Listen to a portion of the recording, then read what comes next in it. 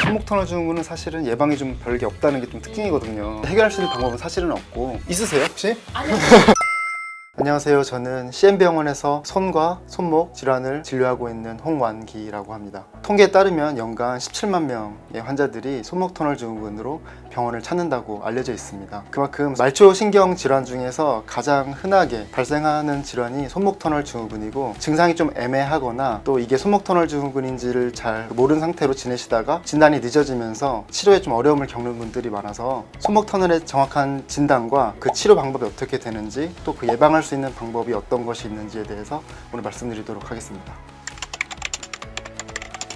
손목 터널 증후군에서는 1, 2, 3번 그리고 4번 손가락에서 절반이 저린 것이 특징적인 증상으로 되어 있습니다. 이 모든 영역이 다 저린 것은 아니지만 일부분이 저린다고 한다면 그 손목 터널 증후군을 의심할 수 있겠습니다. 만약에 저린 영역이 새끼손가락을 넘어간다 그러면은 확률적으로 손목 터널 증후군보다는 조금 더 상부에 그 구조물이 눌리는 것을 의심해 볼 수 있겠습니다. 모든 말초신경 질환과 마찬가지로 신경 증상이 이제 심해지면은 처음에는 저린 증상이 먼저 왔다가 그 다음에는 감각이 좀 떨어지는 증상이 오게 됩니다. 마취를 한 것 같다라고 표현하시는 분도 있고, 남의 살같이 느껴진다고 하시는 분도 있고, 이렇게 물건을 만졌을 때 종이를 한 장 놓고 만지는 것 같은 느낌이 든다 이렇게 말씀하시는 분들도 있거든요. 이런 증상이 생긴다 하면은 뭔가 저린 증상을 넘어서 감각신경의 마비 증상이 좀 진행되는 것으로 볼 수 있겠습니다. 증상이 심하면은 어쩔 수 없이 이제 수술적인 치료를 고민하게 되는데, 그 증상 중에 제일 흔하게 호소하시는 것이 야간통입니다. 손이 저린 게 너무 심해서 이제 잠에서 깨고 공통적으로 이렇게 손목을 털어주면 좀 나았다 이렇게 말씀을 하시는데, 밤에 야간통이 심하신 분들은 일단 수술적 치료하기 전에 먼저 이제 소염제를 좀 자기 전에 복용해 보시라고 말씀을 드리고 있습니다. 그러면 이제 약 기운이 좀 밤사 유지되면서 야간통을 좀 줄여줄 수가 있고요. 야간통이 좀 심하다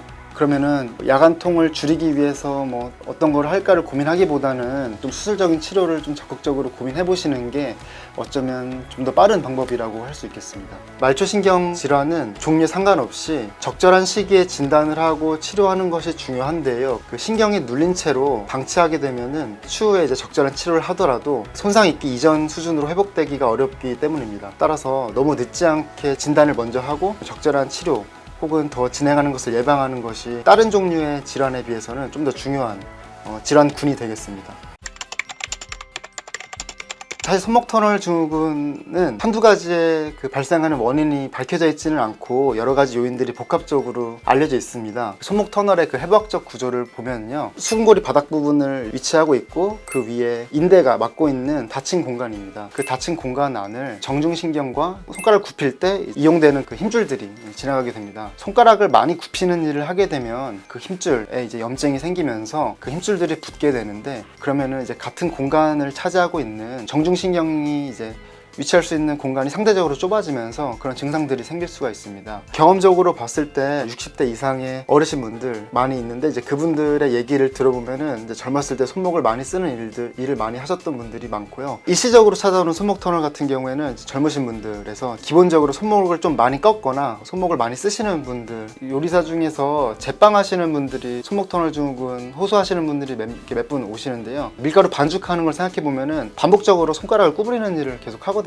또 세게 힘을 줘가면서 손목도 많이 꺾게 되고요, 이렇게 치게 되고, 그러니까 손목도 많이 쓰고 손가락 구부리는 것도 많이 쓰는데, 내가 이제 손목 터널이 상대적으로 좀 취약하신 분들 같은 경우에는 그런 일을 했을 때 남들보다 이제 빨리 그런 증상이 생길 수가 있고, 그러니까 신경 자체를 약하게 하는 여러 가지 전신적인 원인에 의해서도 더 잘 발생할 수 있다고 알려져 있는데, 대표적인 것이 당뇨입니다. 당뇨병 자체는 몸속에서 혈당이 이제 올라가는 내분비 질환이고, 요걸 사실 인지하기에는 좀 어려움이 있는데, 당뇨가 있는 걸 모르고 지내다가 손목 터널 증후군으로 진단을 받았는데 검사를 해봤더니 이제 당뇨병이 있었던 경우, 그리고 손목 터널을 지나는 정중신경 같은 경우에는 손목에서 눌릴 수도 있지만 경추에서도 눌릴 수가 있거든요. 이제 신경검사라든지 신체 검진을 통해서 이제 봤더니 손목 터널뿐만 아니라 디스크 같은 척추 질환으로 인해서 경추신경이 눌려 있는 경우도 상당히 많이 있고요.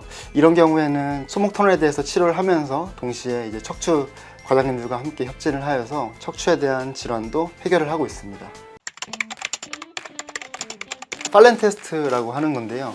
이렇게 손등을 마주대고 꾹 누른 상태로 유지했을 때 저린 증상이 더 심해진다. 그러면은 손목 터널 증후군의 가능성이 상당히 올라가게 됩니다. 저린 것이 발생하는 시간에 따라서도 그 중증도를 좀 평가하자는 이제 의견들이 많이 있는데, 짧게는 20초, 뭐 길게는 한 1분 정도까지 누르고 있었을 때 그런 저린 증상이 심해지는지를 확인해 봄으로써 그 손목 터널 증후군을 자가 진단해 볼 수 있습니다. 그리고 이 상태에서 더 그 신경이 눌리게 되면은 이제 운동 신경에 영향을 미치게 되는데요. 엄지를 이렇게 대립이라고 하는데, 이렇게 대립하는 힘이 좀 떨어지게 되고 엄지 기저부에 있는 이 두덩이 근육이 쏙 빠지는 그런 증상을 보이게 됩니다. 사실 그러면 상당히 손목 터널 증후군이 진행을 한 경우가 되겠고요. 이런 경우에는 조금 빠른 시간 내에 그 손목 터널 증후군에 대한 수술을 통해서 눌린 신경을 풀어주는 게 필요하고, 풀어준 다음에도 상당한 시간을 기다려야지만 그런 근육의 뭔가 소실이라든지 힘이 빠진 것이 회복이 될 수가 있고요. 끝끝내 이제 회복이 되지 않는다, 내지는 수술 전 검사에서 근육이 이미 많이 망가졌다 하는 경우에는 신경 유리술 이외에도 그 힘줄을 이전해서 그 엄지의 기능을 회복하는 추가적인 수술이 필요할 수도 있습니다. 따라서 이렇게 엄지의 근육이 빠지는 정도까지 방치하신 다음에 오시면 조금 수술이 어렵고, 또 수술 이후에 이제 기대할 수 있는 효과가 적기 때문에 저림 증상이 있을 때 빨리 진단을 받아서 간단한 방법으로 치료를 하시는 것이 훨씬 낫다고 말씀드릴 수 있겠습니다.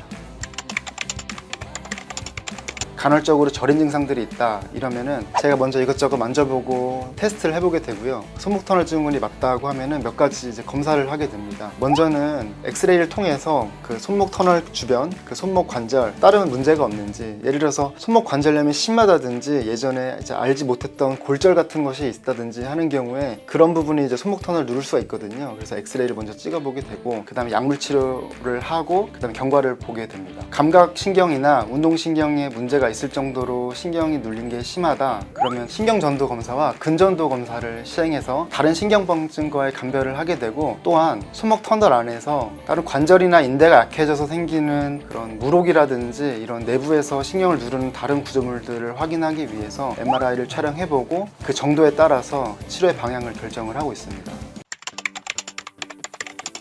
보존적 치료의 기본은 손목의 과도한 사용을 줄이는 것이 기본이고, 손목 주변을 지나는 인대나 관절 그리고 힘줄의 염증을 줄이기 위해서 소염제를 먼저 사용을 해볼 수가 있고요. 증상의 정도에 따라서 스테로이드 주사를 해볼 수도 있습니다. 또 다른 치료 방법으로는 그 도수 치료를 해볼 수가 있는데요. 유착된 구조물들을 좀 풀어주고 손목 관절을 좀 더 유연하게 만들어주면서 손목 안에 있는 힘줄이나 신경의 이런 흐름을 좀 원활하게 만들어주는 그런 도수 치료를 통해서 그런 증상의 회복을 좀 도모를 해볼 수가 있습니다.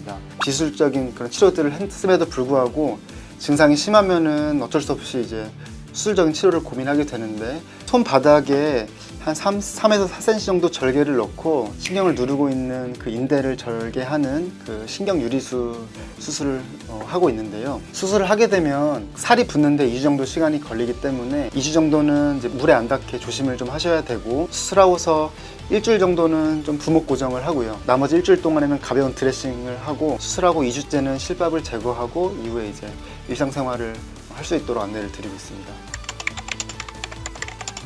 손목을 가동 범위를 늘려주는 이제 운동을 해볼 수가 있고요. 손등을 위로 놓고 아래쪽으로 깊게 구부리고 반대쪽 손으로 추가적으로 더 꾹 눌러주는 운동이요. 요걸 1분 하게 되고, 팔꿈치를 펴고 손목을 위로 올리고 손가락을 이렇게 당겨서 1분 동안 유지하는 거예요. 스트레칭을 하게 되면은 이제 저린 게 일시적으로 좀 심해지는 느낌이 드실 수도 있는데요. 이렇게 이제 하루에 3번 정도, 한 번 할 때 이제 10분 정도 시간을 내서 눌렀다가 풀고 하는 스트레칭을 하는 것은 이렇게 유착된 신경을 풀어주는데 도움이 된다고 말씀드리겠습니다.